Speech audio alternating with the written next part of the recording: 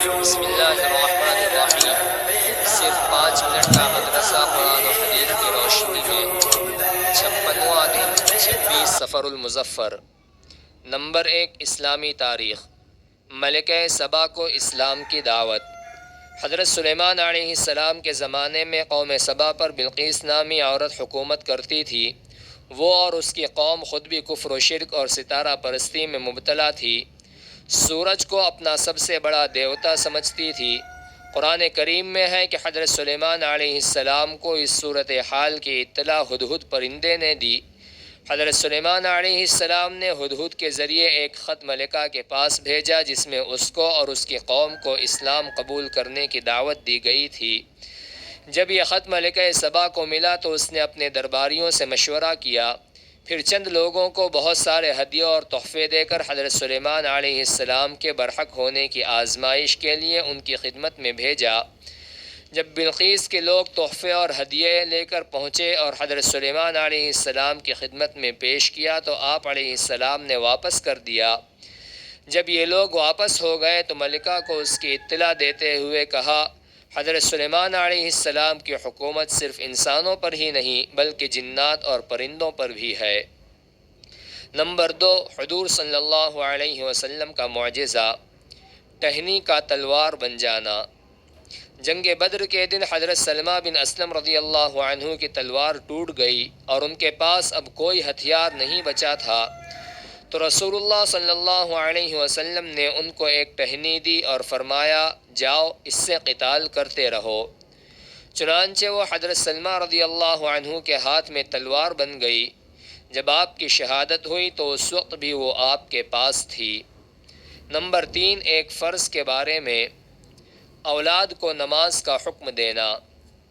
رسول اللہ صلی اللہ علیہ وسلم نے فرمایا، تمہاری اولاد جب 7 برس کی ہو جائے تو نماز کی تاکید کرو اور جب وہ 10 برس کے ہوں تو نماز چھوڑنے پر ان کو مارو۔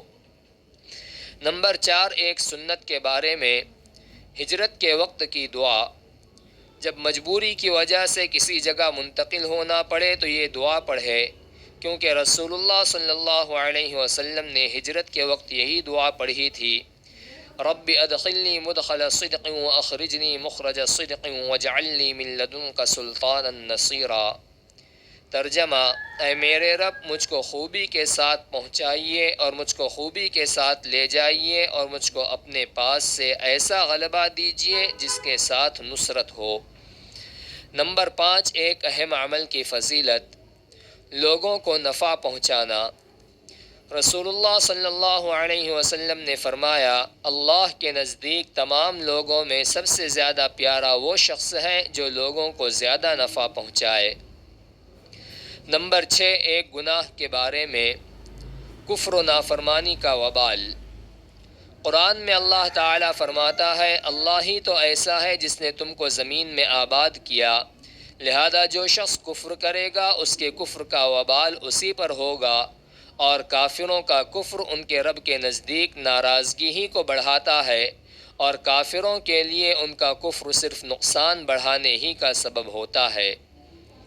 نمبر 7، دنیا کے بارے میں، دنیا چاہنے والوں کے لیے نقصان۔ قرآن میں اللہ تعالیٰ فرماتا ہے، جو شخص آخرت کی کھیتی کا طالب ہو ہم اس کی کھیتی میں ترقی دیں گے، اور جو دنیا کی کھیتی کا طالب ہو کہ ساری کوشش اسی پر خرچ کر دے تو ہم اس کو دنیا میں سے کچھ دے دیں گے، اور ایسے شخص کا آخرت میں کوئی حصہ نہیں۔ نمبر 8، آخرت کے بارے میں، زنجیر کی لمبائی۔ رسول اللہ صلی اللہ علیہ وسلم نے فرمایا، اس جمجمہ کنویں کے ارد گرد کسی پتھر کو آسمان سے زمین کی طرف چھوڑا جائے جس کی مسافت 500 سال ہے تو وہ رات ہونے سے پہلے زمین پر پہنچ جائے گا، اور اگر اسے جہنم کی زنجیر کے ایک سرے سے چھوڑا جائے تو اس کی انتہا تک پہنچنے کے لیے 40 سال تک لڑکتا رہے گا۔ نمبر 9، طب نبوی سے علاج، گوشت کے فوائد۔ رسول اللہ صلی اللہ علیہ وسلم نے فرمایا، دنیا والوں اور جنتیوں کا سب سے عمدہ اور لذیذ کھانا گوشت ہے۔ فائدہ، حضرت علی رضی اللہ عنہ نے فرمایا گوشت کھاؤ اس لیے کہ یہ بدن کے رنگ کو نکھارتا ہے، پیٹ کو بڑھنے سے روکتا ہے اور اخلاق و عادات کو سنوارتا ہے۔ نمبر 10، نبی صلی اللہ علیہ وسلم کی نصیحت۔ رسول اللہ صلی اللہ علیہ وسلم نے فرمایا نماز کے لیے جب آؤ تو دوڑ بھاگ کر نہ آؤ، سکون اور اطمینان کے ساتھ آؤ۔